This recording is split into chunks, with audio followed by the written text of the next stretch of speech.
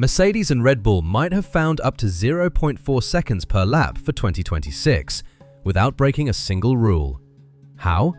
By passing a 16:1 compression limit in the garage, then letting heat nudge it towards an 18:1 effective ratio on track, worth an estimated 10 to 15 horsepower.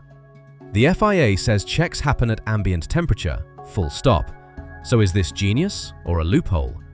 I'll break down the thermal expansion trick in plain English, why Article C 1.5 isn't saving Ferrari, Honda, or Audi right now, and what protests in Melbourne could actually change. Right off the bat, the headline is simple. They pass 16:1 in scrutineering because the FIA measures the geometric compression ratio cold, engine off, in the garage. And then, when the engine goes hot on track, thermal growth nudges the effective compression up. Same engine, different temperature, different outcome. Now, what's going on here? Geometric compression is a static calculation. Swept volume versus the clearance volume above the piston at top dead center, checked at ambient temperature. Effective compression is what the engine feels when it's running, when metals expand, clearances shift, and the pocket of space above the piston shrinks. The rule names the number and the method. The number is 16:1. The method is cold. Rivals point to the line about cars complying at all times, but the FIA's defined test is ambient and static, so there's no procedure to verify a hot running ratio. No rig, no in situ gauge. You can't apply a rule you don't measure. Think of a wooden door in winter versus summer. It glides when it's cold, it jams when it's warm, and the frame didn't move much at all. In a cylinder, a tiny change in clearance volume acts like that jammed door. Small growth, big effect. Why chase it? That reported 10 to 15 horsepower shows up as roughly 3 to 4 tenths around Melbourne. That is the difference between Q3 and the midfield. And over a race stint, it means less lift and coast for the same lap time, or the same fuel for a stronger push. Where might the growth happen? Piston crown to head clearances tighten. The head gasket stack compresses differently once heat cycles it. Liners lengthen. The combustion chamber shape subtly evolves as the head expands. Move that clearance volume a fraction and the ratio climbs. Legality sits on the wording. At ambient, the geometric ratio is at or below 16:1. Hot, the effective ratio rises, but there's no hot test defined. Reports say Mercedes is close to the old 18:1 target, with Red Bull trailing slightly, while others remain skeptical. So the trick isn't breaking the cap, it's designing to the measurement. If that's the shield, why can't Article C 1.5 be the sword? So if Article C 1.5 says the car must comply at all times, why not test at temperature? Because, in my opinion, the FIA's test defines the rule in practice.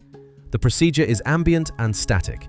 It hasn't changed even as the cap drops from old norms to 16:1 for 2026. You get your number with the engine cold, you pass scrutineering, and that's the reference. No alternative workflow exists in the rulebook right now. That's why the protests land with a thud.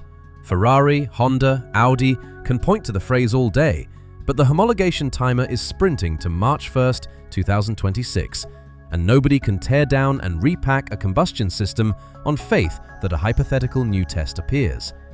If the check stays cold, a redesign is a non-starter for 2026. You'd risk reliability, fuel mapping, knock margins, the whole calibration pyramid. And here's the split in philosophy. The innovators say this is honest engineering under fixed tests. You optimize expansion coefficients, joints, and clearances to the measurement.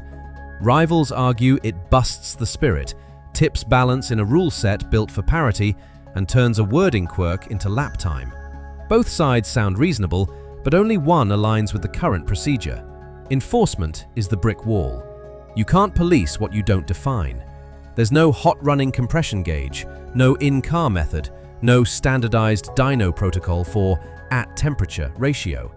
Without a tool, stewards have nothing to point at except the ambient figure. The stakes ripple beyond two factories. McLaren, Williams, and Alpine are locked to Mercedes hardware for 2026. Red Bull's own stable benefits if their version works. That's 6 cars with potential upside and 6 opponents staring at a frozen spec. Could Melbourne protests flip it? Likely not quickly. You trigger technical panels, clarification notes, maybe an appeal, and the cars keep circulating. So whispers start about compromises. Use it in 2026, drop it in 2027. Reword the cap and define a hot test next cycle. Even an ADUO window tweak as a mid-season sticking plaster. For 2026, the ambient check cements the edge. The real fight moves to the 2027 text and the measuring stick itself, which raises the bigger truth. What does that say about F1's eternal tug-of-war between rules and ingenuity? In 2026, the test is the rule. Engineers didn't dodge it, they designed to it. That's the lesson, and in my opinion, it's classic F1.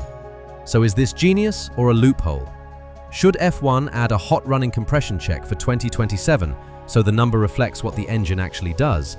Let me know in the comments, and don't forget to drop a like and smash that subscribe button.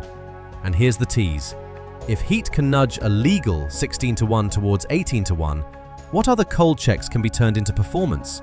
Clearances, coatings, even sensor placement. The next battleground isn't power, it's the thermometer.